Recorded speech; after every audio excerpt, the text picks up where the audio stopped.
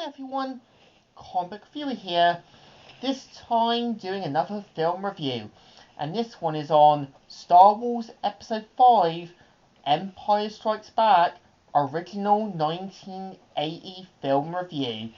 Now as you know, before George Lucas did his special edition, kids who grew up from the 70s into the 80s had the original version of Empire Strikes Back, and after sitting down to watch it, I can see where the original version had good ideas, but some changes that obviously needed to have been made.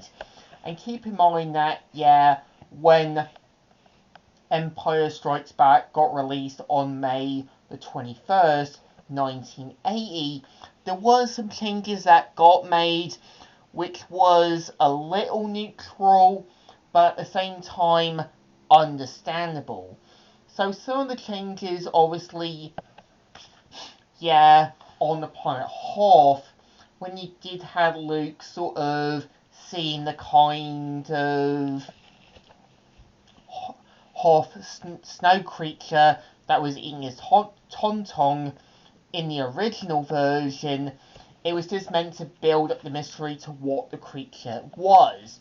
So obviously, having it kind of revealed to it to be this giant snow creature and this kind of this sort of yeti-like being works a bit more, as it builds up to what the creature Luke was obviously going to fight. And keep in mind that, the voice actor for Boba Fett, before Temuera Morrison took over, was voiced by Jason Wingren.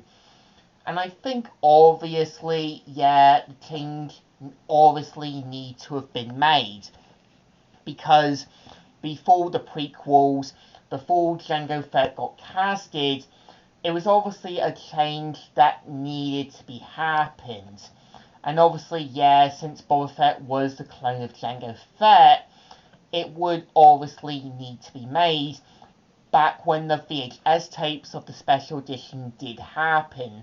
And this was obviously before Morrison got casted. And in the original version, you did have Lando Calrissian speaking to the citizens of Cloud City on his comlink without showing the other locations. But obviously, the point of Cloud City was meant to be this big utopia and kind of understandable city that understood the dangers of what the Empire was going to come. And keep in mind that, the only bit I think that wasn't necessary was when Darth Vader said, "Bring my shuttle," actually does work a bit more in the original release, because obviously after his failure with Luke Skywalker, he obviously wasn't going to be pleased that his efforts to bring Luke Skywalker to the dark side was obviously going to be a fool's errand, and him sort of understanding that it never was going to happen.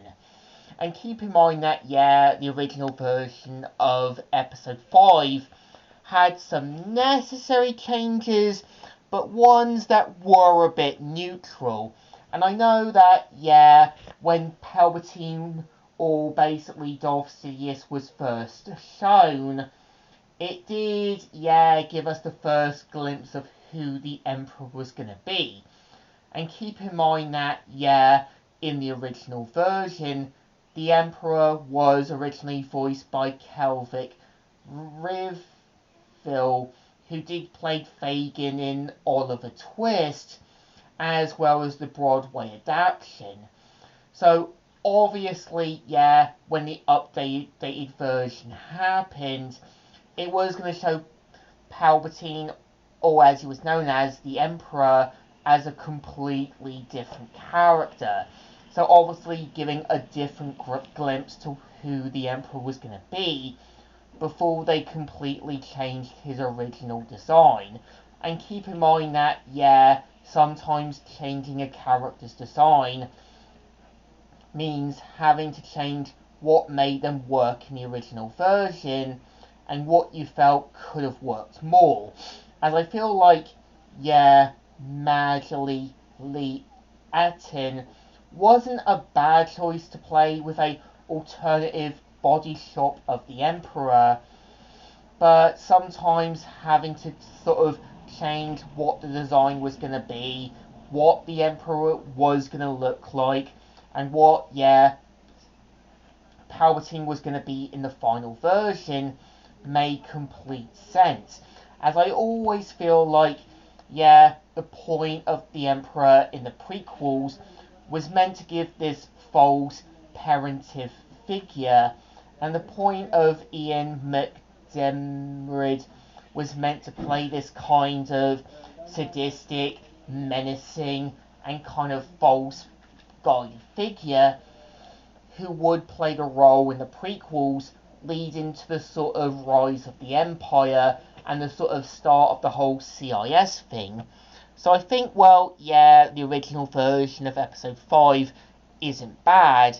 It's got a mix of good ideas and bad ideas for changes. And sometimes, yeah, changes need to happen if you think the original version didn't work so well. But I think this one definitely deserves a thumbs up. Still good and still alright. So, Comic Reviewer here, signing out.